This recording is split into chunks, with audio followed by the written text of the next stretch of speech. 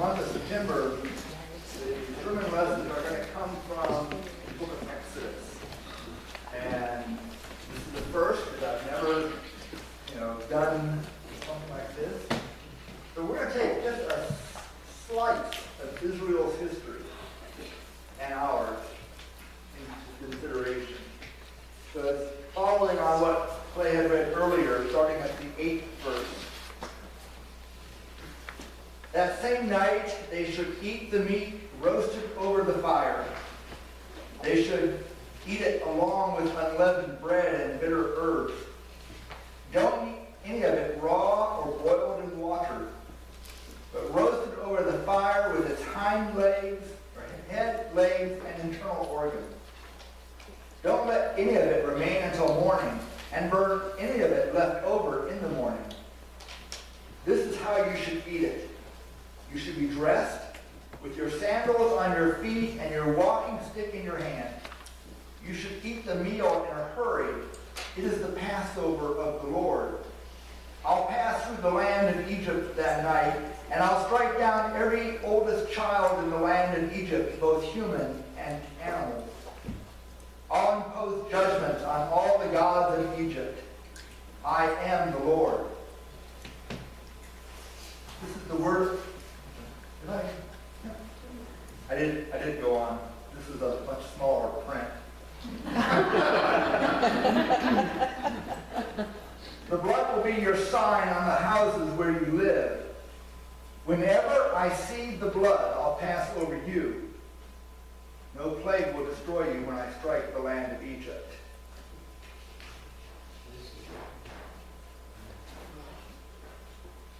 This day will be a day of remembering for you. You will observe it as a festival to the Lord. You will observe it in every generation as a regulation for all time. This is the word of the Lord. Thanks be to God.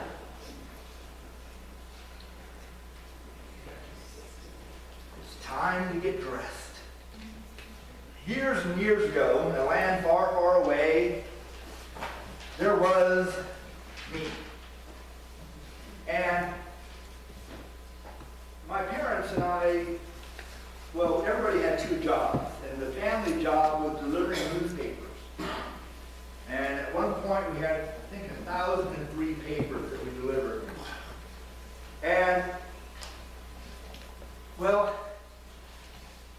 Mitch's age, actually younger than Mitch, we would finish delivering the papers, go to Mr. Donut and have our reward for getting up at 2 o'clock, and go to school where I took PT, or PE, in the military, PE, first thing, because that's where I got my shower.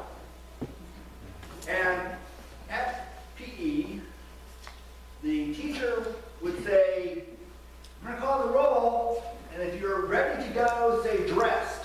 If you're not ready, keep your mouth shut.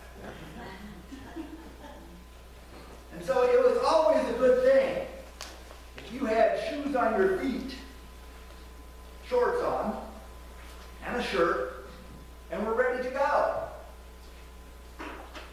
Well, that's what Israel got in a land farther away in a time even long ago. The question becomes for us, are you dressed this morning?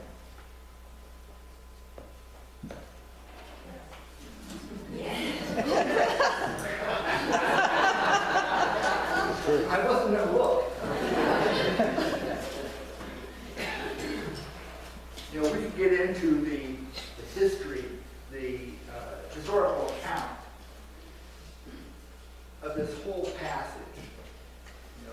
Was there an actual historical event? We could look at the records of ancient Egypt. We could look at the geological record.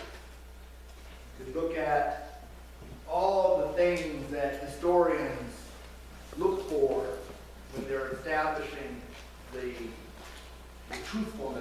count.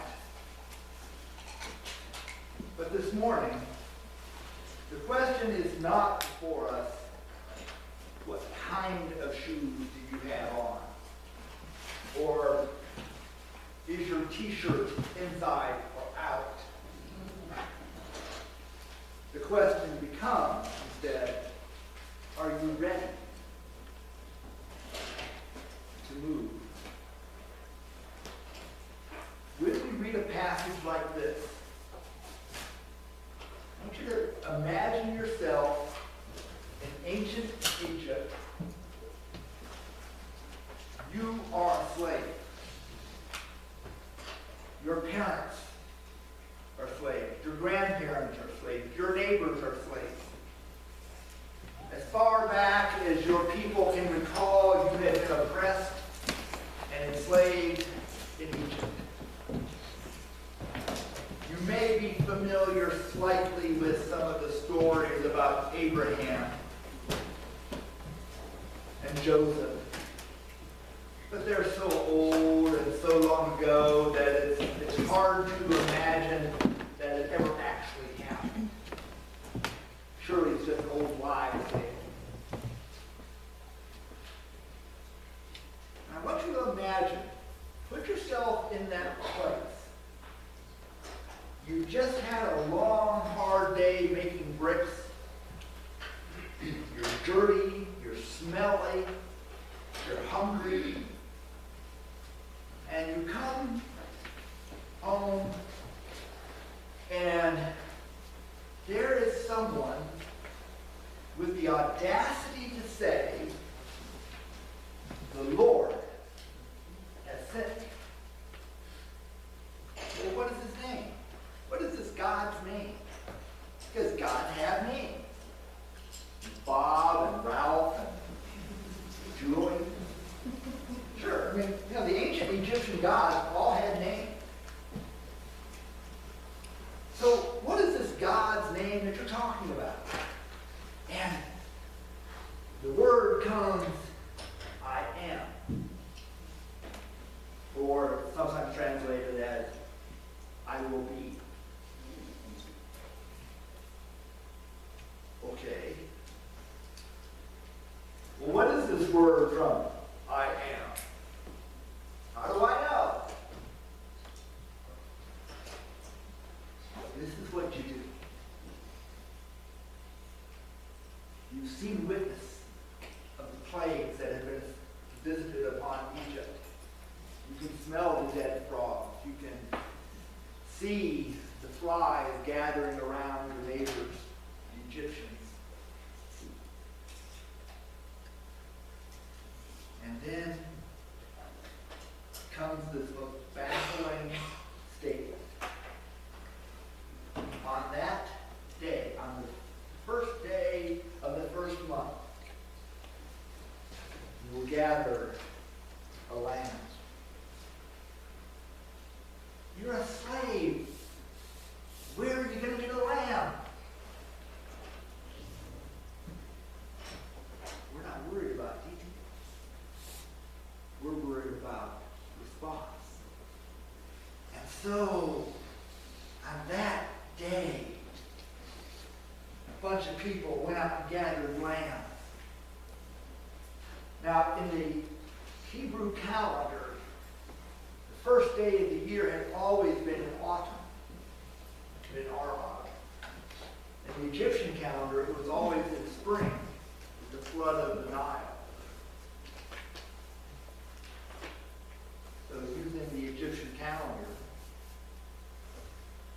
the day they were given to do this was during the spring, when there were lots of lambs about. And then this amazing thing happens. Slaves have lambs. And it's so much fun. I mean, we get to watch the lambs skip about. And isn't it fun to have your baby lamb? Well, before you get too comfortable with that, let me tell you what's next. On the 14th day of the month, You take that lamb, kill it. Okay, we gotta eat. Hey, it's a party. We're slaves. We don't get lambs very often. Okay, this is great. God's gonna throw us a party. Oh, but there's more. I want you to take some of the blood and put it on your doorpost above the lintel. Now, don't go home today and do this. No one gets one. All right. This is serious stuff. This is serious stuff. So, I want you to do this. Now, this would not have been totally out of character. In an animistic culture where there are spirits and different gods and different guises, the idea of taking the blood of sacrifices and putting it on your doorpost was not out of the realm of experience. Okay, I'm with you so far, guys. I get a lamb, I kill it, and I mark the sacrifice. All right, you with me so far? All right. Now it gets interesting. I want you to eat it. So far, so good. Hey, I'm a slave. I get lamb for supper. It's a good thing. But don't get comfortable. Because you're going to have your shoes on. And you're going to be dressed. And you're going to have your walking stick. Well, that doesn't sound like a party. That sounds, well, like there's something else going to happen. Something was about to happen.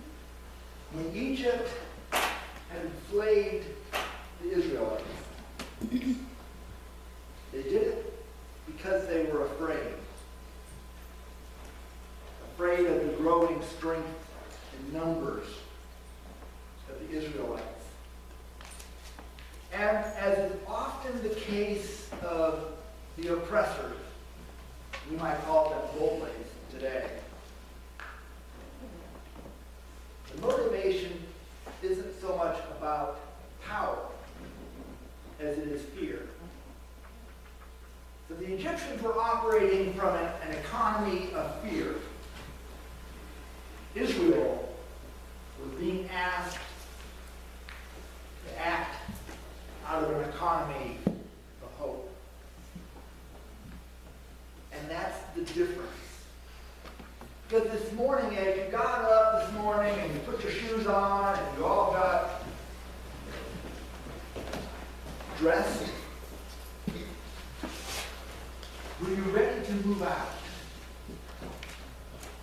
Or were you preparing for another day? Because when the Israelites got up that morning, on the 14th day of the first month,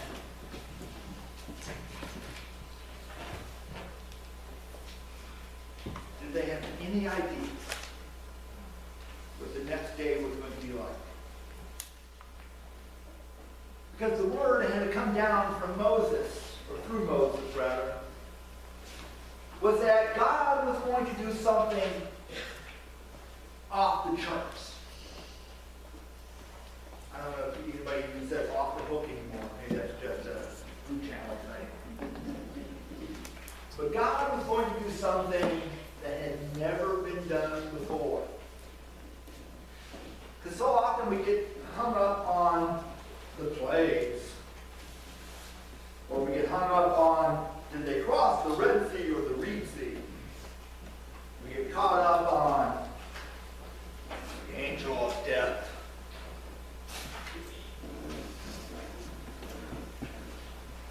And we forget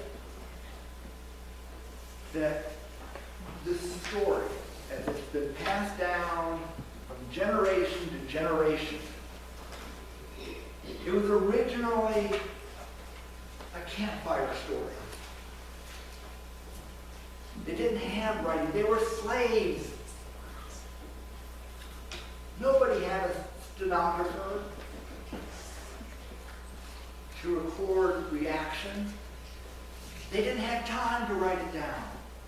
They had to recall it later. And that's where you come in. Imagine this scene. 1,000 years from now, when the name of Sharon, or Bill, or Mary, or Carol, or Nilda, or Raleigh is mentioned in church. Will they say they were ready that day? They were ready for the angel of God to move, and they were prepared to move out in the direction that God was calling them. They didn't know where they were going. They had turned off the GPS. They had put away the phone. They had unplugged from the society that had told them that they were worthless. They were used up. They were nobodies. And when the call came from God, they were dressed and prepared emotionally, physically, spiritually. And because of their faithfulness, we're here today. The text doesn't say what the motivation of the Israelites was that night. Were they looking for a get-out-of-jail-free card? Were they, hey, looking for an easy meal? Were they looking to go camping? I don't know. The text doesn't tell us that.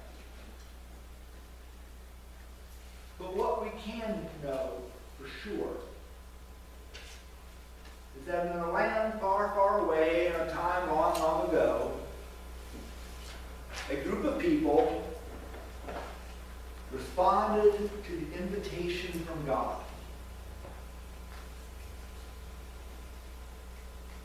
They did some crazy stuff that night. But boy, are we thankful they did.